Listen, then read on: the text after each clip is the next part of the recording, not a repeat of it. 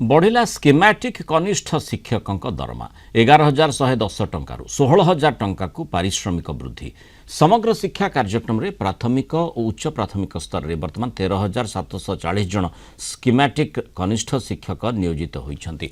मुख्यमंत्री मोहन चरण माझी यही वर्गर शिक्षकों मासिक पारिश्रमिक को वृद्धि करने निष्पत्ति नहीं ए संपर्कित प्रस्ताव को अनुमोदन देइछन्ति।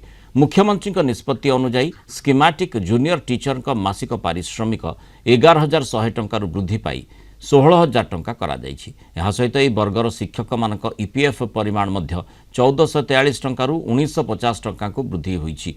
ଏହି ନିଷ୍ପତ୍ତି ଦ୍ୱାରା ରାଜ୍ୟ ସରକାର ପ୍ରତି ସ୍କିମାଟିକ୍ କନିଷ୍ଠ ଶିକ୍ଷକଙ୍କ ପାଇଁ ପୂର୍ବରୁ 12,543 ଟଙ୍କା ପ୍ରଦାନ କରୁଥିବା ବେଳେ ଏବେ ମାସକୁ 17,950 ଟଙ୍କା ଦେବେ। ଏଥିପାଇଁ ରାଜ୍ୟ ସରକାର ବର୍ଷକୁ ଅତିରିକ୍ତ 89 କୋଟି 15 ଲକ୍ଷ ଟଙ୍କା ବହନ କରିବେ। ରାଜ୍ୟରେ ପ୍ରାଥମିକ ଶିକ୍ଷାର ଉନ୍ନତି ପାଇଁ ମୁଖ୍ୟମନ୍ତ୍ରୀ ମୋହନ ଚରଣ ମାଝୀ ଅନେକ ଗୁରୁତ୍ୱପୂର୍ଣ୍ଣ ନିଷ୍ପତ୍ତି ନେଇଛନ୍ତି। 16,000ରୁ ଅଧିକ କନିଷ୍ଠ ଶିକ୍ଷକ ନିଯୁକ୍ତ କରାଯାଇଛି।